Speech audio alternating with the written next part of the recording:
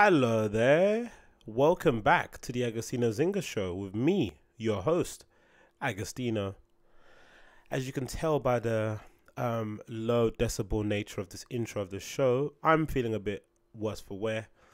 I've had a strange and interesting week, but before I get into telling you what I've been up to, how are you? You alright? You guys fine? Doing well? Huh? Interesting week? Well rested? Busy? Annoying? You've had one of those weeks where you kind of feel like jumping out of a window, or the kind of week where you hope a car runs over your foot. Yeah, I know, I've been there. As you can tell by my attire, I've got, if you listen to this via the podcast app, I've got a bandana tied around my neck in a, quote unquote stylish way, but also in a way to protect my neck from any sort of cold. And I've also got my glasses on because my eyes look like the size of, I don't know, mangoes or something, with all the excessive rubbing. But yeah, I hope you guys are doing well regardless, and I hope you're in better spirits than I am. But because I'm on the mend and I'm slowly getting back to full functionality of being a human being, I thought I'd check back in with my lovely listeners and let you guys know how interesting my week has been so far. So let's just crack right into it. Episode number 102 of the Agostinho Zinga show. I'm not going to speak too loud or get too hype because my throat still kind of hurts. And no, I've not been gargling on a gaggle of penises. I'm just feeling a little bit unwell, right? So for the past 3 days, okay, in case you're asking, Agostinho, what's going on, man? How are you feeling so bad? For the past 3 days, my fellow listeners, I have been bedridden with tonsillitis. Now, I have no idea what's happened. I have no idea what caused this. But sometime, I'm going to say, let me say sometime between like Sunday and Monday, I started to feel a bit of a soreness in my throat. And I just thought it was because I was cold, right? Because like an idiot, these last couple of weeks at work, I've been going to work in a pair of shorts and a t-shirt. So I thought, okay. And generally I start at 12 and I end up at 8:30. So by the time I leave work, it's pretty chilly. But when I leave in the afternoon, it's quite bright, quite sunny, and I kind of get, I get quote unquote gassed, and I think it's gonna be a lot hotter than what it actually is. So by the time I leave work at 8:30 p.m., the temperature drops, and I'm dressed in jeans. Or I've got jorts on, as they call them, right? A t-shirt and my trainers. So I'm not kind of adequately dressed for the weather. Plus, in the office that I work in, the aircon is usually on throughout the entire day, which usually isn't such a bad idea. And I don't know how to work it, so I don't usually turn it on to heat myself up. And I don't know, it's just weird to turn on the heater after a certain time, innit? So I just thought, oh, it's a natural reaction to just not wrapping up well on the way to work and from work. So I didn't really think much of it. Then Tuesday morning, I woke up and I couldn't even swallow my own spit. Like, it was just, the pain was excruciating. I could immediately feel I had it was swollen, one of the glands, and my tonsils were swollen, or the tonsil itself was swollen on my left-hand side of my face, or just underneath here on my chin. So that's where I felt it really swollen, but I just couldn't swallow anything. It kind of disabled my whole entire mouth, which probably some people, I guess, would say is a blessing, right? Because it probably shut me up for a bit. And then I started getting fever in the evening. So I think on Tuesday evening I started feeling a bit of a fever come along, and then I thought I could kick it. So I thought I needed just the 1 day off work. All right, I thought, okay, let me have the 1 day off and then rest and relax. But then the Tuesday evening was probably the worst feeling ever. I was just having the shakes. I was sweating liters and liters of liquid all over the bed. I was coughing. I was taking ibuprofen. I was taking aspirin. Nothing was working, right? Even trying to taking a tablet of ibuprofen or aspirin when your throat is swollen, the pill might as well look like it must look like a USB key. Like, honestly, it's that big. Like, your face is like, oh, I can't swallow this. You know what I mean? It just looks massive. It's like that. Do you know what I mean? Like the size of a flipping Kinder Bueno, right? It's like the little Kinder Bueno chunks, right? It's the size of that, or like a Kinder Egg. So like, you just can't physically think about how you're gonna stuff this in your mouth, right? But I finally figured it out, right? I'm a big boy, so I finally figured out how to put that thing down my throat. So I did it, and it didn't do anything. No pain was alleviated. If anything, I got more hysteric. And if you know anything about men, when we get sick, it's like we're dying, right? So I thought I was dying. I thought I was on death's door. I thought all the dreams I had would not be realized. I thought I was going to go too soon. I was wondering who's going to turn up to my funeral. I was wondering if people were going to make t-shirts about me. I was wondering if I was going to get a hashtag. Like, loads of things are going through my head. And then Wednesday comes along and it gets worse. It gets even more worse, right? But by this time, the brunette is now suffering some of the consequences because I'm, leaking everywhere. And she suddenly starts to feel a bit ill. So then she doesn't want to come next to me either. So, we stay in 2 separate rooms. She avoids complete contact with me because she doesn't want to get sick. So then I decide, you know what, this is enough. I'm not going to stay in this isolation chamber because, again, imagine, right? I've got the fever and I've got tonsillitis, so my tonsils are swollen and I'm shaking. I'm shivering inside that room. So I haven't opened the window for like a day and a half, right? So it must smell like a lion in there, right? It must smell like an under 15s change room, right? After football, like insane, right? So I thought, you know what, flip this. I'm going to go out to a GP or to hospital and get myself checked up. So I was going to go to hospital, and on my way there, I was like, you know what? Hospitals are never a good idea for me because, by their very nature, the NHS is a great service. It provides us free healthcare, quote unquote free healthcare. But the kind of, in exchange for getting free healthcare, we then don't expect the best of service. And I'm sure anyone that's been to the hospital, whether it's been for a loved one or a family or a friend that or a colleague, the hospitals, especially if you have to talk to somebody who isn't a nurse or a doctor, is the worst possible place to be to. They must have to hire. I'm just going to be mean if I say this, but the people that you meet there don't necessarily look like or don't necessarily sound like they have it all together, right? It's just everything just takes really long to get done, right? To get checked up, you have to fill in a form. Then you give the form to a lady in a reception who hands it to the lady right next to her. She puts it into a tray. Then she types something on the key. Then you have to sit down, right? During this whole thing is happening. Then you see her pass it to somebody else and pass somebody else. It's like they employ way too many people than needs be. They don't need to have 7 people on the desk. I don't understand. It doesn't make any sense. But again, maybe it's their way of like giving back and maybe it's a tax write-off, but I've never understood it. But because of that, you always get people that work there who just shouldn't have a job because they're not really good at it, and generally have a shitty attitude because they're working in an environment that lets them get away with not performing, not giving the customer their all. So I rock up to the GP and the girl from straight off the bat is just rude, like just standoffish. Like as I come in, when you usually come in, your usual idea of a service industry job, when someone comes in, you look up, right? That's what you're meant to do. No looking up, just carrying on what she's doing. So then I'm having to get her attention because at the desk there's one lady who was to the side on the phone. So obviously my social cue would tell me you can't speak to a lady on the phone because she's on the phone. So then the girl's sitting here with her head down. I'm like, maybe I'll speak to her, but she's made no. She's not made any indication to me to let me know. Hey, give me 2 seconds, so I'm gonna fill in this form and I'll be with you in a second. Nothing. She's just doing what she's doing. Now maybe she's busy. Maybe she's figuring out the cure to cancer. I don't know what she's doing with that bit of paper, but look up. Just look up. So then I get her attention. Like, hey, I was wondering, and she immediately, when she looks up, she gives me like a rolly eye look, like just rude off the bat. Like imagine, she's not even seen me, right? I've seen her first. She's not even looked up, and immediately she's rude.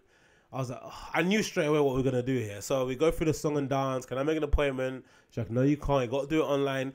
Which is weird, right? They're always pushing you to go online when you go to a GP or any sort of clinic. They're always pushing you to go online because they want to stop queues. But then when you go into the clinic or the GP itself, it's full of staff that don't need to be there. Like, people are just pushing paper around. So you want us to do it online, right? To somehow introduce yourself to the 21st century, right? To be digital, right? To be technologically advanced. But then when we get in there, there's nothing advanced about the system. There's no kiosk where you can go and check it. Like most GPs, some GPs do have it where you can just check in yourself, right? There's like a touch screen where you can just go and select yourself, like enter your postcode, confirm your date of birth, select who your name is, and then you can find a slot and reserve a place, right? And then that screen also announces who's going to go next to meet a GP. But most places don't have that. So it's a weird, there's a weird sort of friction happening there at the same time, right? It doesn't make any sort of sense. So anyway, she's telling me to go online, but then there's no leaflet or piece of paper that says to you to go on what to search for. And now you're telling me, you don't need a piece of paper, just Google it. This is one place that you don't Google. GPs and clinics, right? Their web addresses are like intranet addresses, like barts.health.jzv. blah, blah, blah. And they're usually weird sites that aren't searchable through Google. I don't know why. Don't let me know why, but I'm sure if you've ever been to a GP or clinic, you'll know they have those weird websites where they're like, it looks like a flipping QR code, right? It's just strange. So I asked her, do you know the address of it? She's like, just Google the address of the hospital. I was like, look, I didn't walk all this way to tell me to Google address of the hospital, right? I'm here now. could you please maybe ask one of your colleagues if they know what the address is?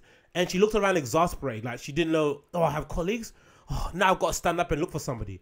And I was like, you know what, fuck this. I'm just going to go upstairs. Where's the floor do I need to go to? Oh, and then she started to get a bit flustered. Oh, it's this floor, whatever. And as I walked up, I just said, why is that girl being so rude? I said it out loud so she'd hear.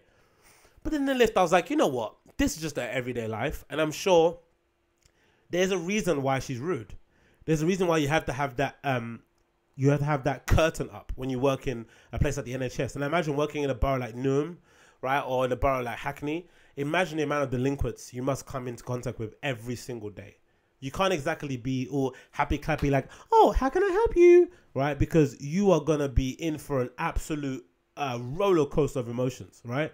Like absolute nut jobs coming into hospital, like professional. I'm sure there's professional hospital goers, right, who go there for any sort of ridiculous ailment, like their arm hurts. Oh, I've got no cartridge in my joint because my arm hurts. No, it isn't, because you slept on it when you were sleeping. Like, relax. My headache, I think I got a tumor. No, you've got a migraine. You know, I'm sure there's those professional hospital goers that exist, right? So imagine having to put up with them. Imagine having to put up with a rude person. Imagine having to put up with the drunkards who come in and who are injured and take up your resources and time.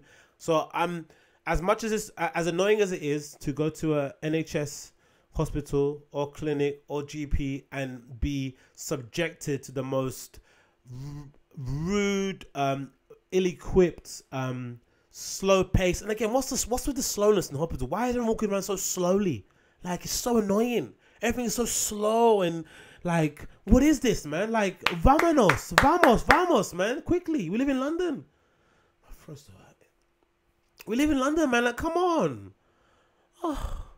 So yeah, again, I have sympathy for it in some respects because I'm sure they have to pop it a lot, and you can't exactly be the way I would like you to be because you won't necessarily get any work done.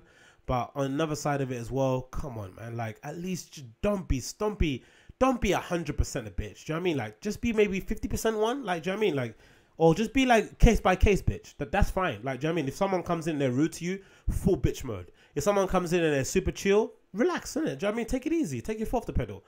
But yeah, anyway, I kind of eventually got checked out by a GP. And usually GPs are quite professional, right? When they see an ailment, they don't usually like freak out. But I knew it was bad because when the GP asked me to open my mouth and go, she put a little wooden stick down my mouth and put the torch to look through my esophagus. She grimaced a little bit and she was like, oh. So she told me it was super inflamed and there was pus all over it. So I was like, lovely. So I had a massive pus ball in the back of my throat that was causing me I couldn't swallow. So that kind of helped to explain why I was suffering from cold sweats and couldn't move for the best part of 3 days. And then I was prescribed some medication, some antibiotics actually, which I actually have here for the benefit of the crowd because I like showing off my medicines. Where are they? There they are. In case everyone's for you guys listening, you won't see this, but these are just some basic antibiotics that are given. A course of how many?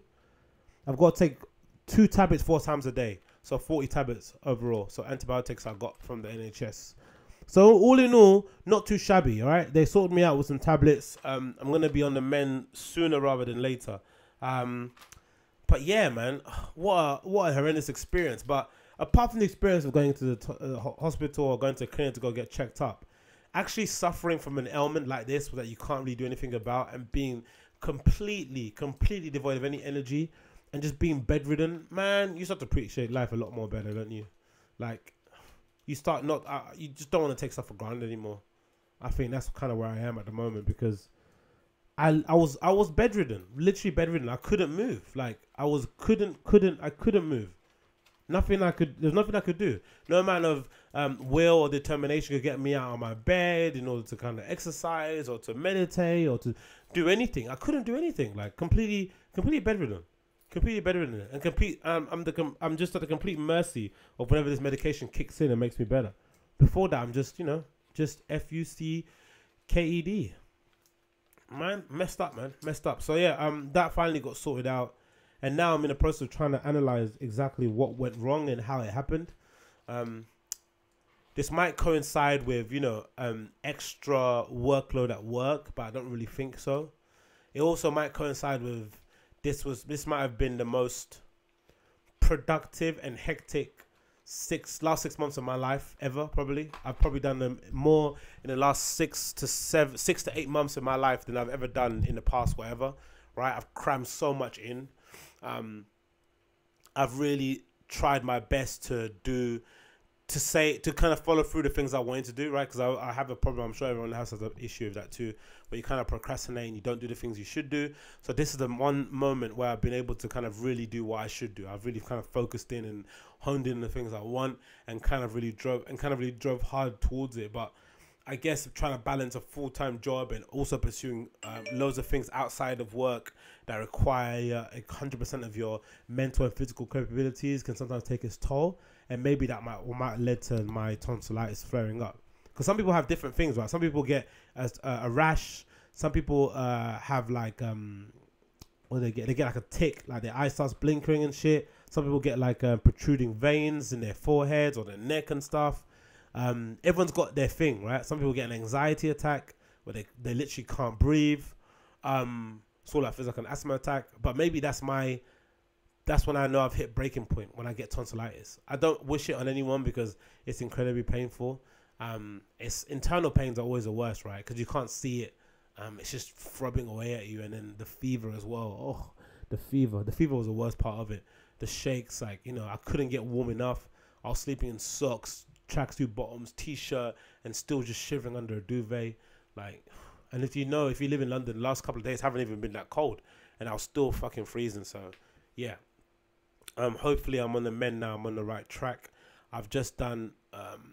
Was it time taking it? I've had medication since Wednesday, so I'm on the mend now. So maybe was it Wednesday, Thursday, Friday, Saturday, Sunday, Monday, Tuesday. So I should be back and ready to roll properly off the medication from Tuesday onwards. But being antibiotics isn't the most healthiest thing in the world. But it gets rid of all those bacteria and stuff inside of you. So it should be okay, and I should be back where I am. But as you can tell, I'm still a bit groggy, a little bit misty-eyed, but hopefully I should be back ready, rocking and rolling before we know it. But yeah, that's my health update. Again, maybe it was inevitable, maybe I've just been doing too much lately. I don't really think so. Maybe it's a supplements thing, so I don't really take multivitamins and all that sort of malarkey, so maybe I have to do that sort of thing now. I've got to start taking multivitamins and supplementing some stuff. Maybe some probiotics might work as well to make sure my gut biome is where it needs to be. And there's other things I've got some stuff I need to look at. Maybe it is just a work-life balance thing. Maybe I have to kind of look at what exactly direction I'm kind of heading in general in life.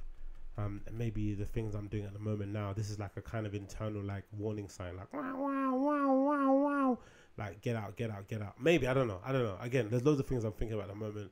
First of all, I need to get healthy. I need to think about me and make sure that I'm in the right frame of mind and all that stuff. And then later on, we can do the other stuff. But yeah, anyway, talking about being healthy, talking about frame of mind, and talking about work-life balance, I saw this interesting article that I posted up. Let me try and see if I can get it. So it was on my Twitter page, actually. It's about a survey that was taking place recently that analyzed the top places where they have the best work-life balance, right? And you'll be shocked at the results of who actually won. Let me try and get it up here so I can tell you guys what the future is. I've been tweeting a lot lately.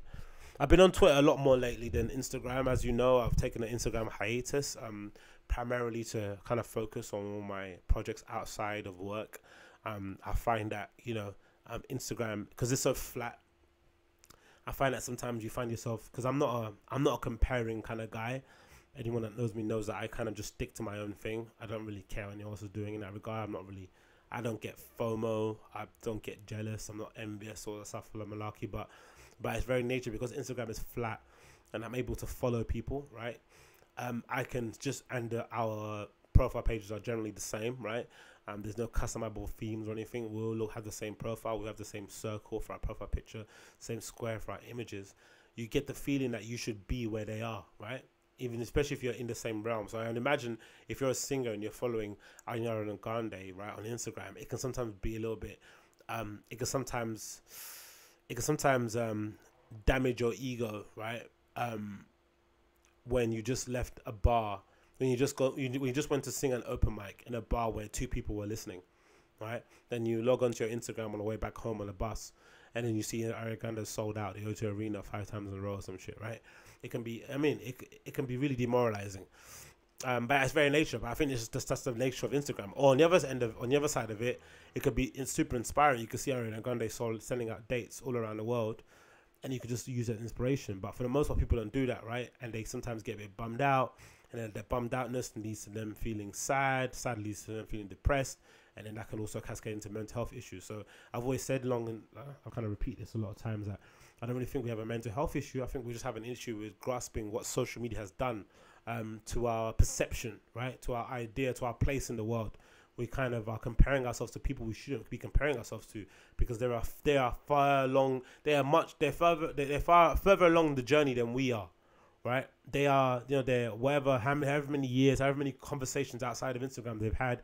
They're far along the journey than we are. We shouldn't be comparing ourselves to them, but Instagram kind of encourages that. So for the most part, I've been spending most of my time on Twitter, and not really spending time on it for the most part, just kind of posting my own things and little tidbits and articles. And I kind of find that medium of sharing words better than sharing images, because I don't really want to I don't really have a lot of images to always share, right? I don't really take that many pictures on my phone.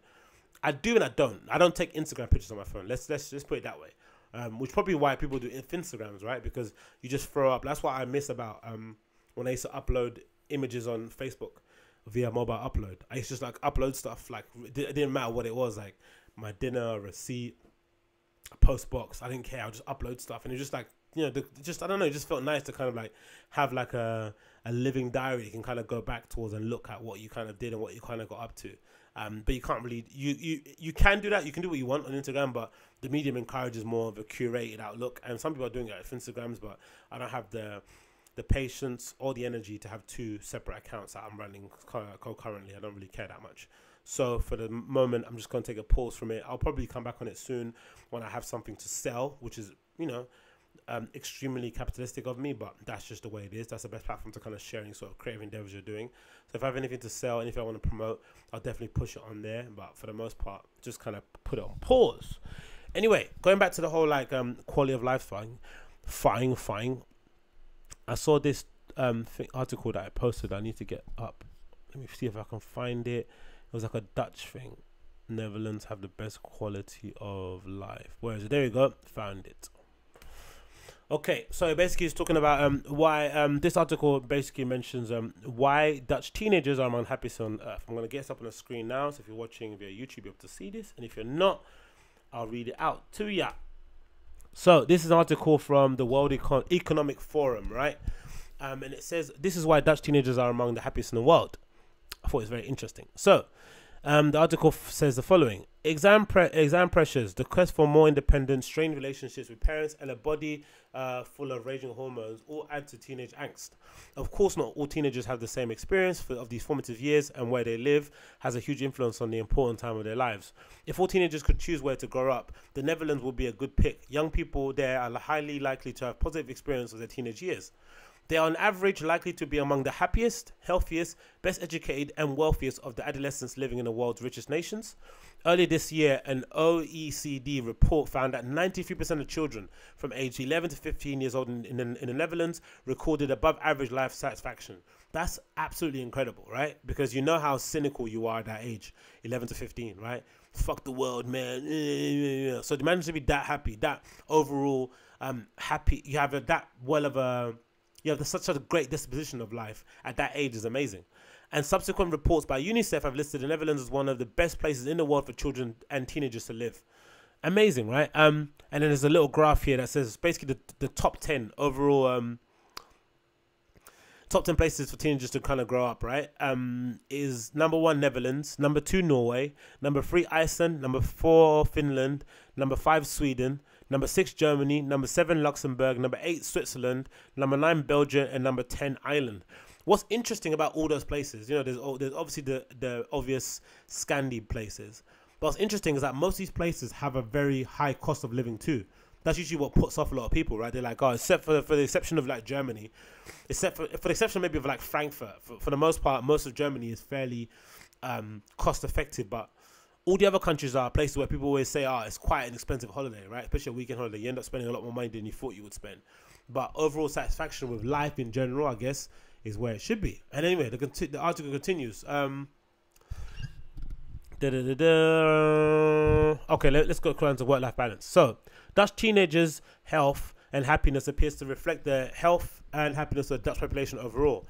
This year, once again, Netherlands ranked the top 10 in Global Happiness Index, right? So I'll get that up as well, so I can read that later. Whoops, scroll back. So the Netherlands is a place to be. In a world where mental health problems are on the rise, the Netherlands remains one of the OECD's nations with the lowest use of antidepressants per capita. Perhaps the secret to widespread happiness in the Netherlands, and the happiness of teenagers in particular, is the country's work-life balance. The countries with the best work-life balance, as usual. There's some new additions here, but the top 10 best work-life balance countries to live in: number 1, Netherlands; number 2, Denmark; number 3, France; number 4, Spain; number 5, Belgium; number 6, Norway; number 7, Sweden; number 8, Germany; and number 9, Russia; and number 10, Ireland. This year's OECD Better Life Index found that the Dutch have the best work-life balance of any developed nation. Only 0.5 of the Dutch employees regularly work very long hours, which is the lowest rating recorded, where the average is 13% usually. Overall, they work an average of just 30 hours per week, well below the EU average of 40, right? Instead, they devote around 16 hours of their day to eating, sleeping, and leisurely pursuits. The Dutch also spend time together as families, which is reflected in the strength of the relationship between teenagers in the Netherlands with their parents. Among European teenagers, research by the World Health Organization found that 15-year-olds in the Netherlands find it easier to talk to their parents, which is absolutely incredible, right? Then you look at the overall. So this is the best places to live, right? The countries that rank the happiest places to live. Rank of happiness. So what's that? What's top 5? We've got Finland, Norway, Denmark, Iceland, and Switzerland. Where's the UK come? The UK is at 19, right? Top 20. We're just above United Arab Emirates, which is interesting. So, work-life balance. This is an issue that I've kind of, I've had a lot of different thoughts about, and something that's always interested me in general about London, because I think London's a good kind of test case it's a good example of where work-life balance could help. Because whenever you get foreign people that come and visit London, the first thing they say about people that live in London or Brits that are here is that people are rude, they're cliquey, and they're like malarkey, right? And I've always kind of said back to these people, or kind of replied back, and kind of fought our case as Londoners, that it's not that we're rude or that we're standoffish. It's that we work so hard in this country, regardless if you're working as a sales assistant in the shop, whether you're sweeping hair off the floor, whether you're serving chicken nuggets in a chicken shop, or whether you're a creative director of a company. We all work so hard, right, that any free time we do get, we just want to spend it with our friends, right? We have no interest to talking to strangers, absolutely none, especially strangers who have come from abroad, from some exotic country. Like, go fuck yourself. That's what we're thinking in our head. Even though it's weird, that's what we're thinking of ourselves. Because I know within my group of friends, or whenever I go out, if I'm the kind of like free spirit that's going out talking to randoms, I'm the one that's looked at as annoying, right? Because no one wants to do that. Everyone just wants to hang out with their friends. Like, just relax, chill out. You go and speak to randoms, like, chill out, chill. And the reason why that's said to me is because generally, there's not enough free time in a day to hang out with your friends. So anytime you do get, you just want to spend it with who? Your friends. But I've always argued that with work-life balance, the overall disposition of British people, they're kind of like cynical and, always a bit gloomy and moody attitude of some Brits would lighten up, would kind of like increase or lighten up exponentially. Like, I'm sure mums that live in the ends or who are single mums and stuff would appreciate it if they could finish work at 3 or at 4 and only work 30 hours a week full time. That would be amazing, right? You could maybe still keep a roof over your head. You might be having to pull the belt a bit tighter every month, especially towards the end of the month, because you might not have enough money. But at least you have the flexibility to pick up your kids, to pick them up after school, to meet some friends after work for a drink, or to have some dinner, or to get some tea with your husband or boyfriend. There's little things that would help with the overall happiness of the country. But I guess because we're such a, you know, money driven city, yeah, where people come here to kind of actualize their dreams and to start up companies and to make families and to collaborate with people, to find founders, investors and stuff. It's never going to happen, because what makes this place beautiful is that people are so go, go, go, right? You only have to walk around Farringdon, places in Old Street, Old Street, Shoreditch, and see the hustle and bustle of people when it's lunchtime. Like everyone's like zooming and zipping around, like before work. So even on the commute there, everyone's trying to be efficient as they can, squeeze as much time as they can out of the day, leave as late as they can from house, so they don't, you know, waste any more time they need to waste. Like everyone's kind of moving around. So that kind of attitude is what is enabling us to, you know, to foster so many amazing startups, so many amazing small businesses, so many amazing corporations who, you know, by and large do more good than bad. But it would be great if there was a bit of a cultural sea change in the idea, or in the kind of what it means to work, right? What work is all about. Because at the moment, it just seems like there's no give. It's just all one thing, which is why a lot of companies that are implementing things like, you know, finishing early on a Friday, work drinks on Friday, maybe like a team breakfast on a Tuesday. They're doing all these things in order to make up for all the things that people are missing out on in their everyday life, because they're spending so much time at work, which is really sad, I think, in my opinion. I don't think we're ever gonna reach the state of stoic bliss as like a Scandinavian country ending at 4 p.m. right? Because I think a lot of people's identity, especially in Western Europe, especially in our parts of Europe, especially in Britain for the most part, a lot of our identity is tied in with our job. Like a lot of it. I know a lot of people who kind of really suffer when they don't have a job, in identifying who they are or what they stand for or what they're going to do in their life, or if they're useful or if they even matter, right? It's really sad, but people have that warped sense of reality. You get it a lot when you meet somebody who works for a cool brand, right? Whether it be Vice or Apple or whatever, and there's work there, right? They didn't make the iPod, they didn't make the iPhone, they didn't found the magazine. You know what I mean? They're just a guy or girl that works there, ID Magazine or whatever. But the sense of pride that they feel, right?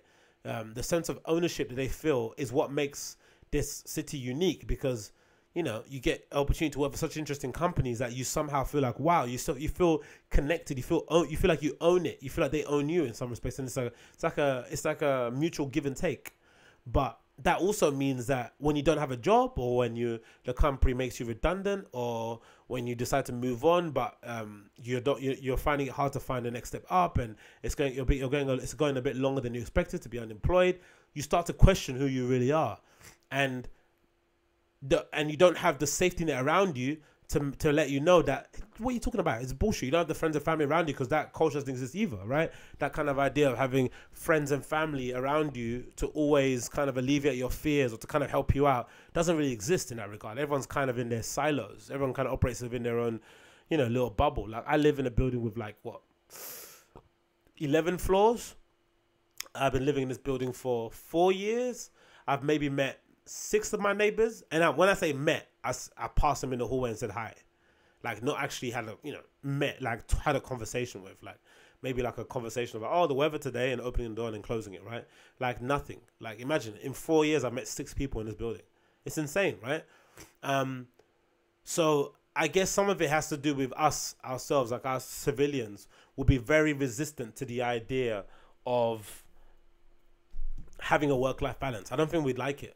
We wouldn't want it. We kind of want to be working to the bone. We kind of want to be stressed out about a project that doesn't really matter in the grand scheme of things. We all want to pretend we have ownership of a company that we don't have any ownership of, because we want to show off to our friends and family, or put the middle finger up to that guy or girl that told you can never do it when you were in school. Like there's more pride in that than there is in friends. But the optimistic side I'm seeing is that I think which is weird, right? But I think with the advent of these reality shows like Geordie Shore and Love Island and stuff, I'm seeing a cultural change in the way people present themselves online. All right, it's all about friends. It's all about going away on holiday together. It's all about catch-up dinners. It's all about supporting each other when that person is going down or when that person has good news or bad. You know what I mean? There's a lot of friend, community thing, right? Which is good to see, right? I think it's great to see. Some of it's a bit, there's some nepotism involved there, but you can't avoid that. But for the most part, everyone seems to be understanding that as great as it is to have all these, as great as it is to have this pride in where you work and have, material possessions and things, the only thing that really is going to sustain you in life are the relationships that you have, right? The community that you have around you. And this is coming from somebody who gives no crap about all of that stuff, right? Someone who can operate on his own for the most part. It's quite sad, but someone who, can spend 6 months on his own without any contact with anybody. But I am recognizing that I'm seeing a bit of a cultural change. So maybe it might happen that way. Maybe we might demand it. Maybe it might not be something the government will implement. Maybe it might be something that be like, you know what, actually, we're going to demand that we work 30 hours a week instead. Because, we've all been at work. We know that the hours from 4 till 6, nothing really gets done. Like, you've done the majority of your work already. You've finished it. So imagine if somebody told you you could concentrate as much as you can between the hours of 9 till 4, how much better work you would get done. And just imagine the spring in your step the next day, right? Getting home for 5 is much better than getting home for 7, right? Like outlook-wise and how you plan your week. And you can even go on holiday from work on Friday after work you finish from 4. You can still get that flight at 6 p.m. that leaves, right? There's loads of things that could change, like... but again, would that happen? I'm not sure. Will it be something that would be... will that be something that we would be open to implementing within our system and where we go about our lives and culturally, maybe do away with the idea of having jobs that, you feel proud of to show off to your friends? I don't know. That's another question of a day, but I thought it was interesting overall. Netherlands teenagers are the happiest. Anyway, what else is on the doc list I wanted to talk about? IG is launching a standalone app, which is interesting, right? So Instagram, the application I'm not currently using at the moment because I'm on a bit of a hiatus, is considering launching a standalone app for shopping. I'm going to get the article up here online. Again, I'll link all these articles in the show notes so you guys can check it out yourselves. But I'll read a bit of this now. So Instagram is working on a new standalone app dedicated to shopping. The Verge has learned the app, which may be called IG Shopping, will let users browse collections of goods from merchants that they follow and purchase them directly within the app. According to the 2 people familiar with the matter, Instagram declined to comment. It could not be learned when the app might launch. Its development is still ongoing, and it could be cancelled before it's released. But sources familiar with development say Instagram believes it's well positioned to make a major expansion into e-commerce. More than 25 million businesses already have Instagram accounts, with 2 million of them are advertisers. Facebook Chief Officer Sheryl Sandberg said in the company's most recent earnings call, 4 in 5 Instagram users follow at least one business, which is interesting. Creating a standalone app would allow the company to provide a dedicated home for increasingly popular activity on Instagram while expanding opportunities for revenue. Over time, Facebook could introduce more tools for merchants who are building their business on Instagram, directly challenging e-commerce platforms like Shopify. According to a person familiar with the company's thinking, most online businesses need an Instagram account already. Thinking goes, many of them would surely use paid business tools if they became available, which is absolutely amazing, right? And it continues. Some companies already sell such tools on Instagram. Advertisers, 460, for example, lets businesses pay for help creating shoppable photo galleries, content moderation, post scheduling, and other services. Shopify app store contains dozens of plugins related to promoting and managing Instagram based businesses, which is interesting. They're creating a standalone app because you would have thought they would just integrate it into the app itself because people already are kind of doing that now, right? But I guess the app itself will be a standalone destination.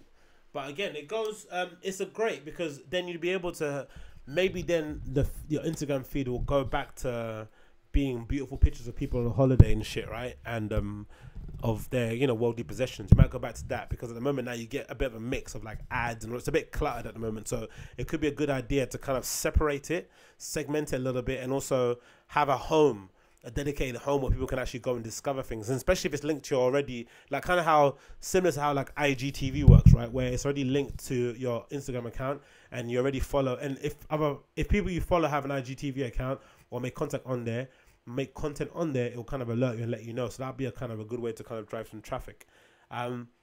It's an interesting platform, interesting thing that they're doing, because Shopify has kind of turned into a bit of a B2B thing. It's not something that's a bit front facing as Big Cartel was, for instance. A lot of people are kind of using Shopify to build their online stores, but kind of hiding it way in the distance. So if you go into most online retailers and you right click on your mouse and you click view source, you can usually find the Shopify code in there, but it's buried deep into the CCS code. So it'd be interesting to see how brands use the platform. Will the profiles be edited? Can you have custom themes? Will that work? Design language of raw of it, what's that going to be like? I'm interested to see what they're going to do with it, but I think it's a great direction that they're kind of taking the company, and maybe this is where they can really make a push towards fashion, because I know they did hire, I forgot who they hired. Instagram did hire someone really high up from fashion to kind of spearhead their fashion department. I read the other day that Snapchat hired somebody else to lead their fashion segment. Amazon did the same thing, but it's kind of not gone where it should have gone. Even though Amazon I think they sponsored Tokyo Fashion Week, I think recently, right? So they're kind of making some inroads in that regard. So I'm interested to see what happens in the next 5-10 years with the app overall and how people use it. But again, if you're a small business owner, or you're someone that wants to hustle, wants to flip some items, Instagram is probably one of the best platforms to do so. It's so visually rich. People usually have their Facebook and all that sort of accounts linked to it. It's such a powerful tool to use Facebook advertising with Instagram, because you can target people directly and give them directed content. You could just speak directly to your customers and kind of sell direct to consumer without the need of having any sort of physical warehouse or anything. So that's an amazing opportunity, I think, overall. Again, like I said, once I make my return back to Instagram, it will be mostly on a business entrepreneurial tip, which should be interesting to do. But yeah, so I saw that and I thought that was interesting. What else on my list? The artist Black never got paid when he was signed to Flow Rider. Now, this really annoyed me because I've been thinking about the music industry a lot lately. So I've been thinking about the music industry a lot lately because, you know, I like to think of myself as a bit of a genius, you know. I think of myself a bit of a savant, a bit of an intellectual. No, I'm joking, but I like to think about issues, about problems that I could solve and just like work out in my head. Because I'm a bit of a procrastinator, I don't usually follow through, but I have ideas.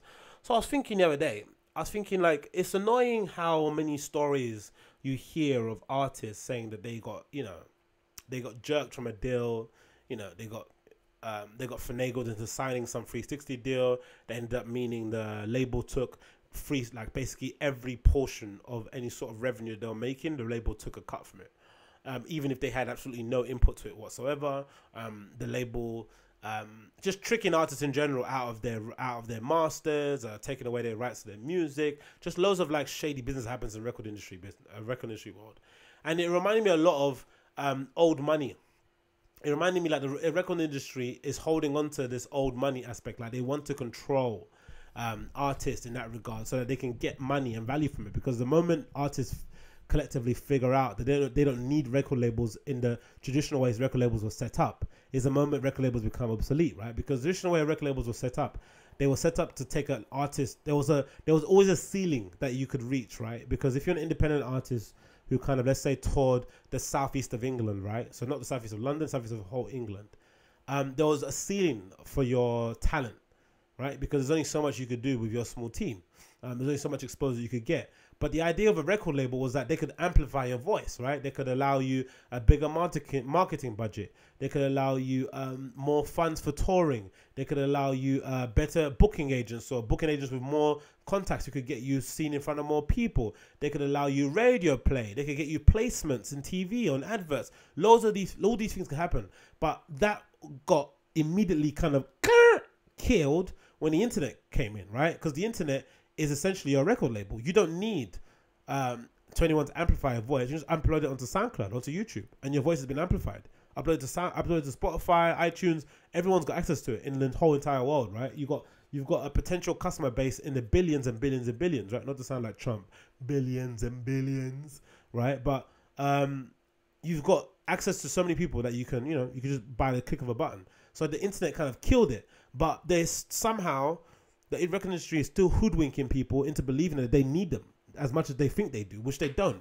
What they may do, what they might need record labels for, is maybe some industry connects, is maybe access to certain people, or to be put in front of certain people, introductions and stuff. There is some things that record labels are still good at, but for the most part, marketing, I'd argue they're not that great at. Placement, I'd argue they're not that good at. Just generally the way kind of like artists move and the way they approach things, they probably haven't got an understanding of what the current customer expects to see from an artist, the kind of taste level they want to see, the approach they want to see, what interviews they do, what interviews they don't do. Like, they don't really have an understanding of that. For them, it's just like, you know, go do every single radio interview in London, go to every single radio interview in Manchester, in Liverpool, and that's how you promote your thing. It's like, no, why don't you go and focus your attention to the 1 or 2 free stations that actually rock your stuff, and then for the most part, go and interview yourself with 1 or 2 people, 1 or 2 free podcasts that actually like you, or culturally relevant people on YouTube, whatever. Get them to interview. Like, there's a lot of different approaches you could do it. But anyway, I was thinking about that a lot, and I was thinking about the idea of licensing music, right? Of why don't we reach I would love to reach a point where artists are able to license their music to different platforms, right? To different digital streaming services, DSPs as they like to call them. So if I'm an artist, I can license my next album to Spotify, then my next album to Apple. I can just bounce back and forth off of them and just get in a bit of a bidding war, and I can just get paid up front for that album, right? I still retain the rights for it, but you get exclusive rights to stream it on your platform. So, because what the artist is understanding is that these DSPs are making a hell of a lot of money on ads through the streams of your albums, right? And some artists don't see that much money from streams, right? It's not the best recurring revenue stream in that regard, right? You have to stream a lot in order to get not that much. So, which is why a lot of artists tour, which is why a lot of artists sell merchandise, which is why a lot of artists like Post Malone are even starting festivals and stuff, because you need to diversify your income stream, because music isn't enough, especially for your level of influence, right? If you're Post Malone and you're, you know, a fairly well-known person, and imagine, let's say comparatively, because I know for general public it's hard to grasp, but let's say comparatively, you're only seeing about 1.2 million of revenue coming for your album. Like, that isn't really comparable to the level of influence or level of impact you have around the world. You should be maybe seeing more than that. But the major chunk of it is going to the DSPs, right? The digital streaming services. So why not we get to a point where if I'm Post Malone, I can license my album to Spotify, and then we can work out a deal, same like a boxer would with a network and stuff, and work out a deal of how much you want to pay me for this one-off album. Or if it's even a one-off, just an album I'm making, how much you want to pay me for it? And then you get an upfront fee, and you also get a cut of the streams. But the main point is that you retain the rights of the actual album itself. You have full ownership of it. And I think that's a perfect way to go about things. I think so, in my kind of like Neanderthal amateur brain. And then anyway, so I was thinking about that, and I saw this clip with Black. I'm sure you guys are familiar with him. It's spelled like 6 with a L-A-C-K. He's got an interview coming up soon on the Joe Budden pull-up series on YouTube, so you should check that out soon when it comes out. But this clip Joe Budden posted up on Instagram was very, very telling, and also very, very sad. I want to play it now. Hope you guys can hear it.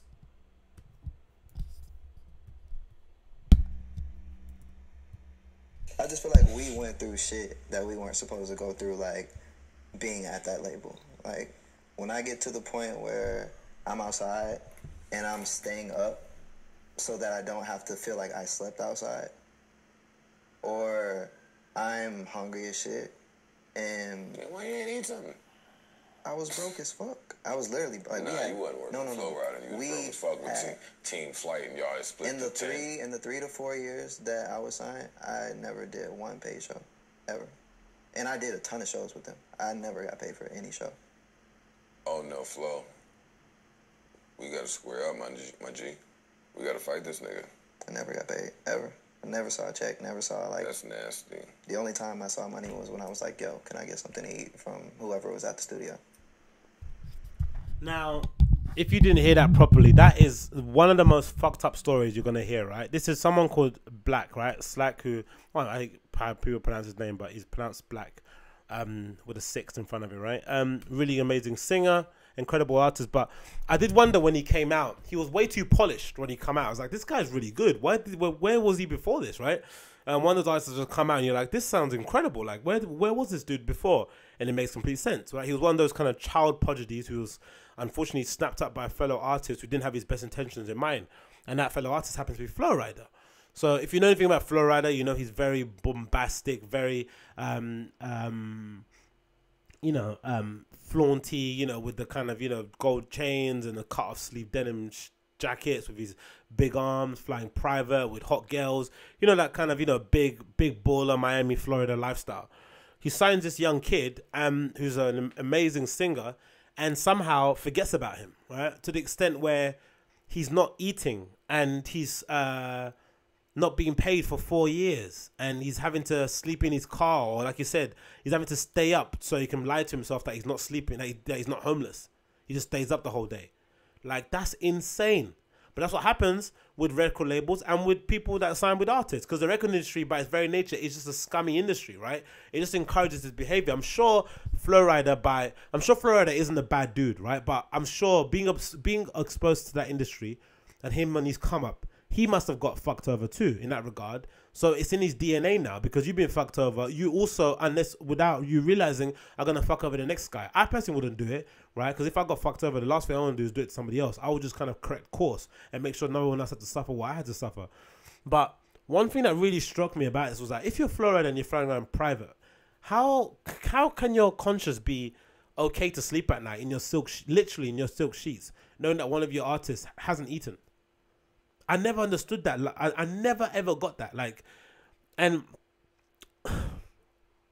I guess when you're a kid, you see it, right? Because I remember when I was a kid, we had a neighbor we had a neighbor who lived kind of a couple doors down from us, we used to hang out with, who was notoriously stingy, right? But he was kind of like pampered by his parents, so he kind of understood why that was.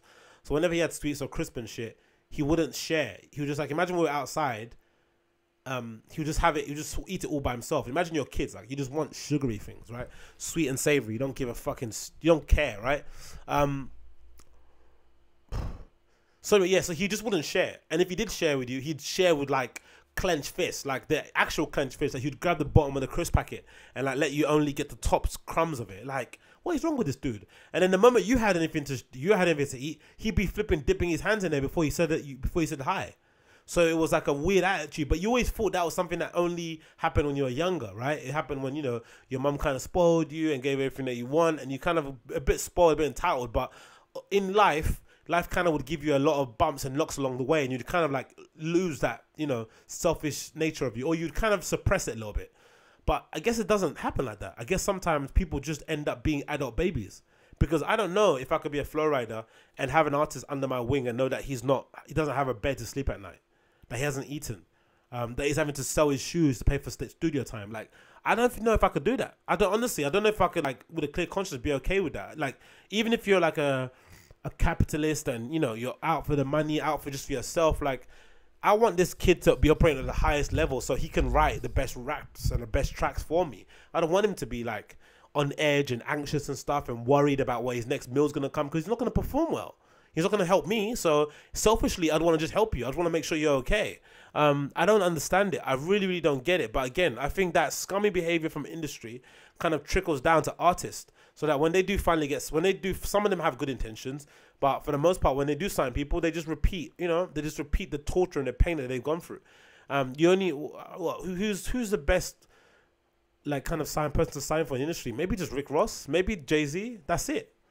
The only people that you look at their roster of people that they're signed to, they don't look like they're suffering. They don't look like they're hungry. I think Joe Budden mentioned in his podcast recently. They look like they're all thriving. Everyone else, like, it's just complete hit and miss with their artists. Like, you know what I mean? Like, and you have no idea whether or not it's the artists themselves who are not paying attention to their signees, or whether it's like the people that they signed are being lazy and not working. You don't know, but for the most part, it's stories like this where Black is like, he's having to stay up so he doesn't feel like he's homeless. Like, that is ridiculous. And again, if we're able to get people to license their tracks, right, license their albums to different platforms, shop them around, get some money up front, and also maintain their rights to, to partner up with a touring agent in order to organize a tour, to do their own merch, and create, like, some kind of,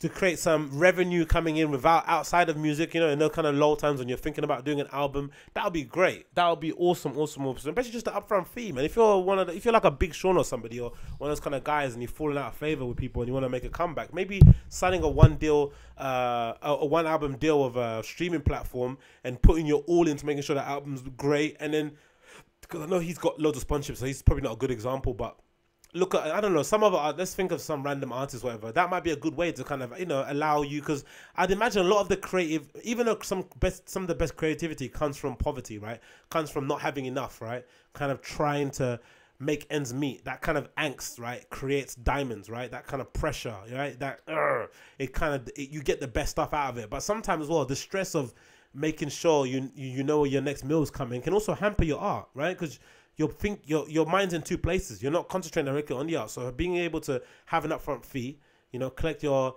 I don't know, 250,000, 500,000, $1 million from a streaming service, put that in your pocket, and also collect the streams money from the streams of the album, also collect from the merch, also collect from the tour, will allow you then when you go there make the next project to be clear-headed, to come up with a fresh approach. I'd imagine so. Again, I'd imagine so. It's just me talking from outside perspective. I don't know what goes into the record industry. Maybe some bits about it that I have no idea about, but I think that would be a good way to go about things. Again, I can't wait for the interview to come out. I think it comes out later.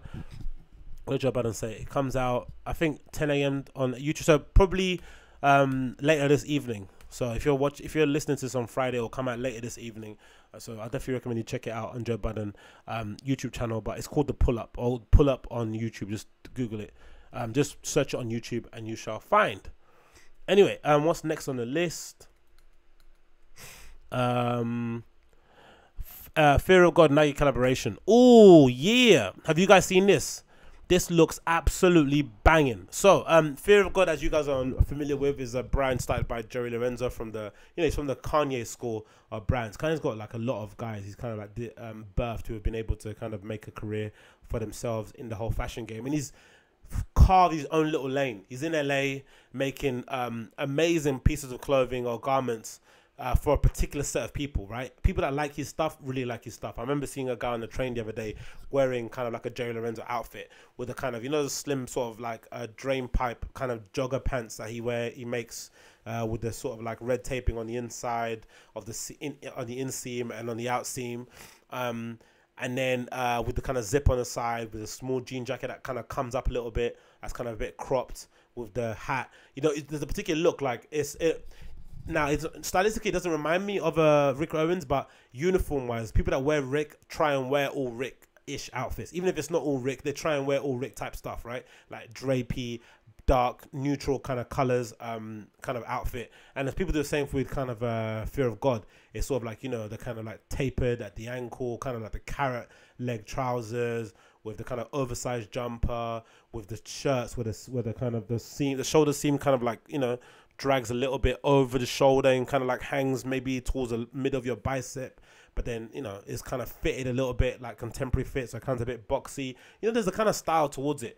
And I didn't know about this collaboration, but supposedly Jerry Lorenzo was working on a collaboration with Nike for Fear of God, and one of the images for the shoe leaked at the end of the Sixth Collection teaser, and this is the shoe. I'll put it up on the screen, and it looks absolutely banging, man. It looks amazing. Again, it's not something I'd personally wear, probably not my type of vibe. I'm saying this now, but I'm sure if I see it in black, I'll probably end up getting it. But it's not my kind of shoe. But if you're into that kind of look, that sort of like Fear of God look, you know, like I said, cropped trousers or tapered trousers, you know, bomber jackets that are a little bit cropped up with long tees, like really comfortable LA style, like cool layering, you know what I mean? It's got a bit of street, a bit of luxe in it. These shoes are absolute no-brainer. They look so fucking good, like really fucking good. Again, they don't look like anything that's on the market. That's what I loved about what he done with Nike. They look absolutely incredible. I can't wait to see what the other colors look like that when they eventually do come out. So those were amazing. And then to jump right back on it, Fear of God's Sixth Collection also launched, which I thought looked absolutely incredible. Probably the best thing he's done lately. And again, maybe it's a bit disparaging to say it, right?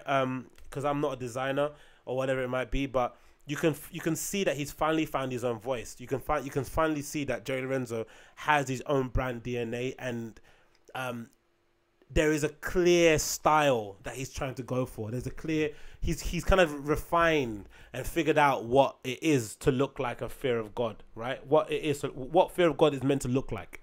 At the beginning, it kind of had elements of Rick, elements a bit of old Heidi.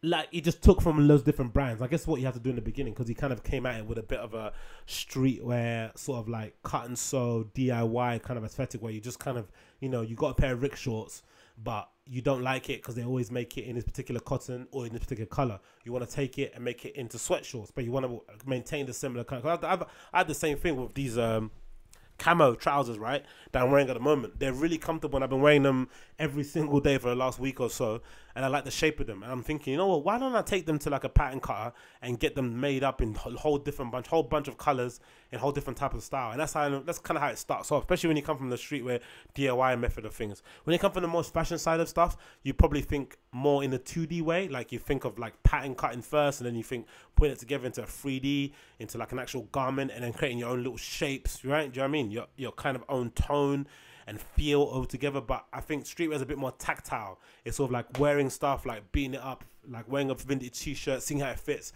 and sort of like working off that template. And I guess when you're Jerry and you're doing that in public and you've got your own brand, people can easily point fingers and say, oh, you're copying. But over time, he's finally figured out his own voice, and he's got to a point where, like, honestly, it's probably one of the best stuff on the market, especially if you like that kind of look. It's just incredible. Jared Leto is also modeling his clothes in a lookbook, which is I'm not mad at all, because Jared Leto always looks good in clothes, especially in lookbooks.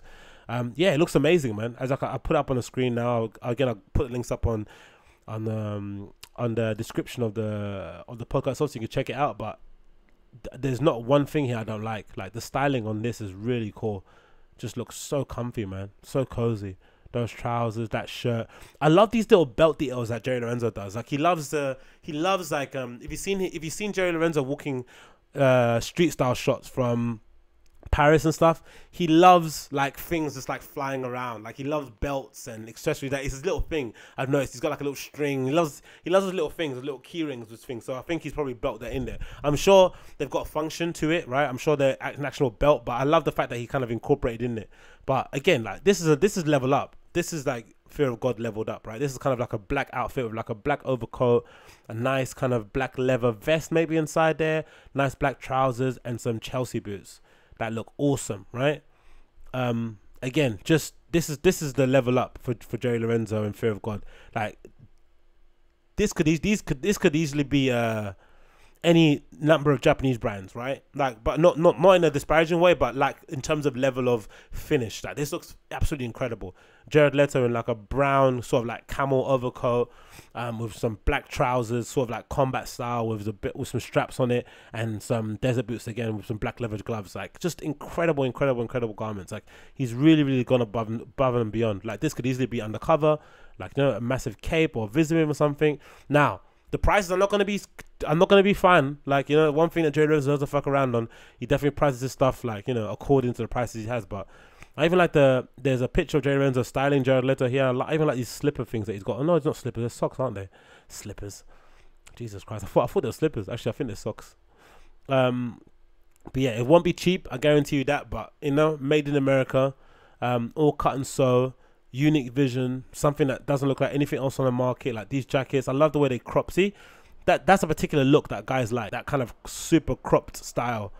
That's Jerry Lorenzo all over, personal style. Again, I love brands that are able to, like, in the same way that I love DJs who actually dance and have a good time, right? That get stoked on playing songs that they've been playing at home all week, and they love the crowd. They love that the crowd loves it, and they're dancing, having a good time, and I don't know, maybe they're taking bumps and they're having drinks. I love that. The same way how I like designers who actually incorporate some of their own little personal style notes into the design, and they don't just design from a far removed place where it's just like, you know, sort of like you're just making a remote control and you don't even have a TV. No, they actually, you know, they're kind of injecting their own little personal style DNA into the collection itself. And a crop jacket that high up is definitely something Jerry Lorenzo will definitely wear.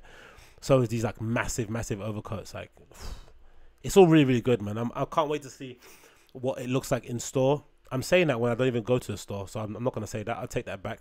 I'm sure it'll look great on the internet when I see other people post pictures of their stuff online. But yeah, overall, great, absolutely great bloody collection. This and the Nike collaboration that's due to come out soon will definitely put Jay Lorenzo on another playing field when it comes to his contemporaries, and definitely, you know, everyone's bringing their A game, man. Everyone's bringing their A game. I heard Marcus Almeida's gonna show during Paris Fashion Week 2, so we got, you know, so all the big hitters are kind of showing there. Maybe Jay Lorenzo will have a preview collection or a showroom collection and Paris 2. But yeah, everyone's bringing their A game. No one's fucking around, man. Cool to see. So yeah, that was great. I love this collection. I think it looks absolutely amazing. Fear of God 6th collection. Anyway, what's next on the docket? Pogba v Mourinho. Well, this might be a good last topic to kind of close it out on. So, as I'm sure you guys are aware, there's a weird sort of like there's a weird subplot happening with Manchester United at the moment, right?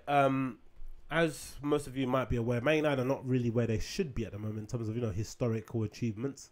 They've kind of gone through a bunch of managers since Ferguson retired, from David Moyes, Louis van Gaal, and now with Jose Mourinho, or maybe, and even between then Ryan Giggs was involved there, and they haven't figured out what they need to do in order to kind of get back to where they were before. And in the same period of time, the other Premier League sides have caught up. Man City have appointed Pep Guardiola, so the competition is incredibly fierce in the Premier League. I wouldn't say it's fierce outside the top 6. I still think outside the top 6, most of the team are below average, or they're much of a muchness. But that top 6 can beat anyone, right? Anyone can beat anyone on any given day, and everyone's taking points off everyone. So it creates a big pressure on some of the teams that are expected to win the league to win it, because, you know, it's not a given. Even though Man City won it by a big margin, along the way they had some kind of, you know, some dips along the way. But there's been an issue brewing at United with Pogba and Mourinho that I'm not really sure where it stemmed from, because I know when Zlatan Ibrahimovic was there, he didn't seem to be much issue. We didn't seem to hear much of it. But ever since Zlatan has left and Pogba's kind of been tasked with kind of pulling the team forward and kind of being a talisman and relied upon, and, you know, people kind of like, I don't really judge him by his cost, by his valuation, but his valuation has come into play, and people have seen how he performed with France and he won the World Cup and the things that he can do when he's in a mood, and then see the way he plays for Man United, and just they can't understand why it's two different people. But I like to equate Pogba's performance in the national team similarly to Messi, right? Messi looks like he's trying when he's playing for Argentina, but it seems like he's running in mud. There's not only so much you can do with a team around you that isn't that great. And as optimistic as I want to be as a United fan, the team that we have at the moment probably isn't the best team to make the most out of Pogba, or to make a fair assessment of his level of his playing ability at the moment, right? Because the team isn't where it should be. You can't really judge him yet because the team just isn't where it should be, right? But then there's also a point where I also agree with some people where they're saying, if you're that level of player, or you think you're as good as you think you are, or you command that high of a fee, you should be able to perform regardless. People should be able to see that you're playing well, or that at least you're doing something, right? The same way how, you know, Man United lost 3-0 against Tottenham, but Luke Shaw was still Man United's man in the match because he played really well. But Pogba doesn't do that. He kind of like is somebody who, you know, after a few bad passes seems to kind of go into his shell. He doesn't seem to be able to pull out the rut. He seems to kind of be up for it whenever he's up for it. He decides, you know, and you don't really know what the issue is going on here. But what's clear as day from the recent interviews that we've heard of Pogba is that him and Mourinho don't get on. And there was a recent quote that Pogba said the other day about, or a few weeks ago, something along the lines of, oh, if I said what I wanted to say, I'd be fined, right? So he's clearly saying that, you know, there's unrest in the changing room, but I'm a company man, or, you know, I'm a professional, so I'm just going to do my job and carry on. But, you know, I don't want to be here.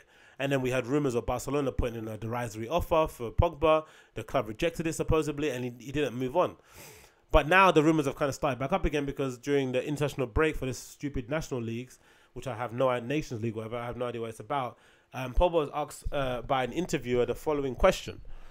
I think it was a German thing, right? So I think the one of relevance, and the question asked him, at United, not everything works so well, like at France. We know that you have a tense relationship with Mourinho. How would you describe your relationship? And Pogba says, I can only say one thing. We have a pure player-coach relationship. It is like that. But I can ensure I will always give my best, no matter for which coach. For United, I always give everything. I cannot say more. Barcelona had big interest in you. Why didn't that work out? It was talked a lot about that, but it wasn't like that. but it was like that. I was in Manchester under contract. Can you imagine a future in Jose Mourinho? My future is exactly in Manchester. I still have contract, and at the moment I'm playing there, but who knows what will happen in the next few months. The telling thing about that whole exchange is that he doesn't mention Mourinho's name by in one sentence in there, right? People usually speak about the manager in high terms, like he's trying hard, he's a great manager, training's hard, but he's pushing us. You know, the usual cliche sayings. He doesn't mention Jose Mourinho's name once, because I know you've been there before. When you don't talk to somebody or you're angry at them, right? You don't even mention a name, like, oh, tell so and so to give me the thing, right? You kind of like a bit cutthroat of it. So he doesn't mention Mourinho's name, and the kind of telling thing is where he says, we have a pure player-coach relationship, which is kind of like, I'm just getting on with my job. You know, when you're at the end, when you're working somewhere that you don't want to be, and you're just fed up, you just kind of like, you don't talk to anyone. You're just like, I'm just going to do my job and go home. That's not a problem. But the issue with that is, it's a contagious attitude, because other people sense that you're stroppy or in a mood, or you don't like where you're at, and it rubs off on everyone else. And then everyone else starts to get grumpy and irate and on edge and annoyed. And then it kind of just like, it sets everyone else off. So I'm very worried, right, about the season. Incredibly worried. If this is how Pogba is, imagine what everyone else is feeling like in the change room. Imagine what it must be like if Herrera, who's a, quote unquote company man to the death, is having a laugh and joke with Pogba in training pitch, and then Mourinho rolls by. What's Pogba face like? Did he just walk off and like, oh, I'm not talking to you, you're not my friend? Like, that is fucked up, man. I know there's been issues. I know there's been like that swings there before, right? I think in United where Teddy Sheringham and did Dwight York or Andy Cole, one of them, Teddy Sheringham, one of those kind of guys, they didn't get on at all. Like, they didn't talk at all, but they just got the job done on the football pitch. I remember Ronaldo saying the same thing when he played with Rio Ferdinand and them guys. He was saying that, they didn't go out for drinks or anything, but when they played games, they were a complete team. So I know you can do that. There is a possibility that you can just be professional and get on with it, and you don't need to always be social and all that sort of malarkey. But with this generation of player, the way they are, the way they're all kind of like happy, you know how these generation of players are. They're all kind of, about social media, about community, about showing off their friends and family, joking, busting joke. I would imagine it was quite important, like, for Pogba to have a good relationship with his manager, right? To feel as if like he's got his corner. But again, I don't know what the issue here could be. I don't know if it's the comments that Mourinho made during the World Cup. Was it after the World Cup when Mourinho said the comment about Pogba was playing? It's great that Pogba was playing well, but we are kind of like a backhanded compliment. We're seeing the best of Pogba because he's isolated. He's in the World Cup. He doesn't have any distractions. That's why he's playing well. Hopefully, he can do the same thing in United. If you deconstruct the statement, it was a good thing to say, but it was unnecessary in that moment because it just seemed like it was a backhanded compliment, right? Like, oh yeah, he's only doing it for France because he's away at the World Cup in Russia. He doesn't have his phone or whatever. He doesn't have access to his friends from Paris. He just has to play football. So when he does that, he plays well. Hopefully he can do that for Man United. It sounds backhanded compliment overall. So maybe it's that. Maybe it's the way Mourinho's playing. He doesn't like his tactics. I don't know what it is, but troubles are brewing. And then at the end, he says something along the lines of like, I'm under contract for United now, but who knows what might happen in the future, which is worrying too, because it means he might go somewhere else. He might go somewhere else in January. But this, like the Martial incident where, Mourinho's obviously showing everyone that he doesn't really rate Martial. He doesn't really trust him in general because maybe he doesn't track back or whatever. And then the board behind Mourinho's back are now offering Martial a 6-year deal. I think we're in a position now, and unfortunately United, we're washing our dirty laundry in public. And also we're in a position now where we just have to decide who we're going to pick. We're going to pick the players or we're going to pick Mourinho. There has to be a decision made because we can't be half pregnant. It's impossible. We can't be 1 foot in, 1 foot out. We have to make a delineation because at the moment it seems like the players drove out Moyes, right? Because they didn't think it was good enough. The players tried to back Giggs to get the job, but the board declined and went with Van Gaal. Then the players also dissented and drove out Van Gaal. We have consistently, the players have been behind managers getting sacked at United, right? They've been the driving force behind it. But these players aren't that good. So how much credence, how much value should we give their opinion? If you're a United fan, like, should we respect their opinion if they're not that good? If they're not even performing? So if they should be performing, why should we care what you have to say? It should be an objective opinion made by the board. But unfortunately, the board doesn't have any football people in it, so we're relying on the chief executive, on the next accountant in Ed Woodward to make decisions for us, which is super annoying. But we are down to the point where we need to decide what we do. Do we decide between the manager or the players? At the moment, we're doing half and half, and both people are getting pissed off. Mourinho's obviously getting agitated by it, and Pogba, even on international duty, is still getting pissed off about it. And again, I don't know where we go from here. It's really testing times for the club overall. But I would just love it if we just kind of stem the flow of leaks in the club and stop briefing the press on internal goings on. It's incredibly annoying. Like, it doesn't make any sense. Like, what are we doing? We're a big club. Big clubs don't do this. You just shut the fuck up. Like, keep it all in house. You don't need to tell everyone what's going on. We don't need to tell all our internal business to the whole world. That shouldn't be the way we run things. But, you know, again, what the hell do I know? I think that might be a good place to end it. This has been the Agostinho Zinga Show, episode number 102. Right? Again, I feel a bit worse for wear. I'm going to lie down now because I think I've spoken as much as I can speak and take some more antibiotics for myself. I'll probably see you guys again next week. Have a bit of a break this weekend and try and recover as best as I can. Don't cry for me, Argentina. And then hopefully I'll be back ready to roll. I think I'm going to only run when I'm supposed to finish, or maybe I'll run on a Monday if I'm better. Because I just want to, I feel like flashing out the toxin, you know, running around, flashing out the toxin, feeling a bit better. Maybe that might work, maybe it might not, who knows, but I need to drink some more water. It's funny how important water is when you're sick. Any bit of medical advice you read always says drink loads of water, always. But then in day-to-day life, some people don't drink enough water. But then you also have those people who drink a lot of water to kind of somehow, what's that word called? To make up for all the shit they eat, which is always funny, right? People that always drink water, but they eat fucking garbage. Like, they're always fucking filling up their water flask, but they don't eat well. It's like, hey, relax. Hey, sit down, eat a salad. But yeah, that might be a good place to end it. This has been the Agostinho Zinga Show, episode number 102. It's been an absolute pleasure to be in front of you guys through the headphones, through YouTube, talking, speaking rubbish. Excuse the orange bandana. I promise I'm not trying to look like a rapper, but my throat is feeling a little bit tender, and wearing a short sleeve wasn't a good idea. I'm now going to go cover myself under a duvet and, you know, slowly sob myself to sleep. And I'll see you guys again on the other side. Thanks so much for tuning in. See you again soon. Peace.